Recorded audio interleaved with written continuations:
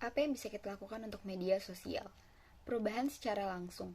Teknologi di era digital ini membantu kita dalam banyak hal dengan kemajuannya di zaman sekarang. Dengan teknologi, kita bisa mengetahui informasi dengan cepat dalam hitungan detik dan berinteraksi tanpa mengenal jarak. Salah satunya adalah media sosial. Media sosial adalah tempat di mana orang-orang dapat berinteraksi tanpa mengenal jarak dan waktu, berbagi informasi, dan mengetahui suatu informasi di tempat yang jauh dalam waktu yang singkat. Media sosial juga digunakan untuk memperluas relasi dengan orang yang sefrekuensi hingga menjadi sarana dalam berpolitik, baik dalam bertukar pikiran maupun sekedar mencari dan menyampaikan hal-hal terkait politik. Perubahan secara tidak langsung, media sosial secara tidak langsung terkadang membuat kita lupa bahwa sebenarnya media sosial adalah ruang sosial yang memiliki aturan-aturan sosial yang berlaku di masyarakat, baik secara eksplisit maupun yang diatur oleh pemerintah. Akibatnya, media sosial yang awalnya merupakan ruang untuk menambah interaksi dan memperluas relasi, lama-kelamaan menjadi tempat yang tidak sehat. Contohnya, pada tahun 2012, konten-konten politik mulai bermunculan dan tahun 2014 mulai beredarnya ujaran kebencian, hoaks, dan fitnah, yang mengakibatkan di media sosial saling melontarkan makian hanya karena berbeda jagoan politik. Yang bisa kita lakukan untuk media sosial adalah memilah dengan tepat informasi yang beredar melalui media sosial dan juga informasi yang akan kita sebarkan di media sosial. Setelah itu, kita juga harus paham bahwa media sosial juga ruang sosial yang pastinya memiliki aturan-aturan sosial yang berlaku.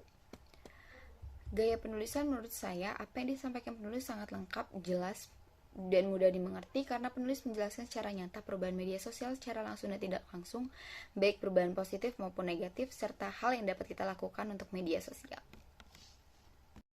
Saya akan mempresentasikan buku Demokrasi Era Digital yang berjudul Sesat Informasi di Era Informasi. Sesat informasi di era informasi sangat berpengaruh terhadap aktivitas politik. Hampir setiap kalangan dapat mengakses media sosial dan internet kapan saja untuk memperoleh dan menyampaikan informasi, sehingga informasi dengan mudah didapatkan. Bahkan berita sesat yang tidak dapat dipertanggungjawabkan mudah sekali beredar, khususnya di bidang politik. Banyak sekali berita sesat dan hoax lainnya yang dengan mudah dipercaya oleh sebagian masyarakat tanpa ditelusuri lagi benar atau tidaknya berita tersebut.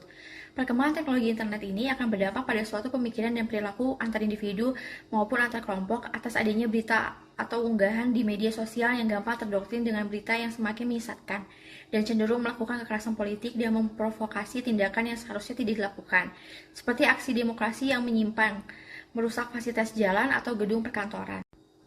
Perubahan secara tidak langsung di era informasi sangat berpengaruh terhadap partisipasi politik individu secara tidak langsung karena pengaruh media sosial dapat menimbulkan trust issue dan pengaruh negatif terhadap kepercayaan politik, sehingga partisipasi politik akan menurun karena individu mendapatkan berita dan informasi yang menunjukkan tentang praktik demokrasi yang tidak sesuai ekspektasi individu dan masyarakat yang harusnya terjadi. Politik di Indonesia mendapatkan suatu terobosan baru melalui perkembangan teknologi. Era digital merupakan suatu kekuatan untuk menyampaikan informasi secara cepat dan efektif. Perubahan politik dapat dilihat secara langsung dari meningkatnya partisipasi politik. Dalam ulasan demokrasi ala media sosial di kontestasi politik 2019 ini, pemilih pemula menjadi kelompok yang ditargetkan oleh para calon presiden. Pemilih pemula memandang gadget, internet, sosial media sebagai kebutuhan pokok, dan karakter mereka ini yang adaptif terhadap teknologi juga berlaku pada ranah demokrasi. Sebelum era digital, pemilih pemula memandang politik sebagai urusan orang tua karena melihat politik sebagai bahasan yang kurang menarik atau rumit. Pada tahun 2019, Kementerian Dalam Negeri mencatat ada 5.035.887 pemilih pemula dan data ini menjadi landasan strategi kampanye. Kedua calon presiden pada kontestasi politik 2019 memiliki akun media sosial dengan tujuan untuk membagi informasi seputar program-program yang dimiliki agar dapat juga berpengaruh pada pilihan politik para pemilih pemula.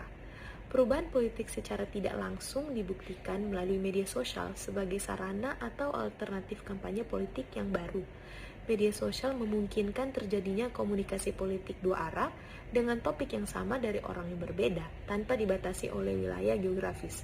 Opini publik yang beragam merupakan bentuk demokrasi. Gaya penulisan dalam ulasan ini menarik dikarenakan oleh penggunaan bahasa Inggris dalam beberapa kata dalam kalimat. Penulis juga memasukkan foto-foto yang diambil dari media sosial calon presiden pada masa berlangsungnya kontestasi politik 2019.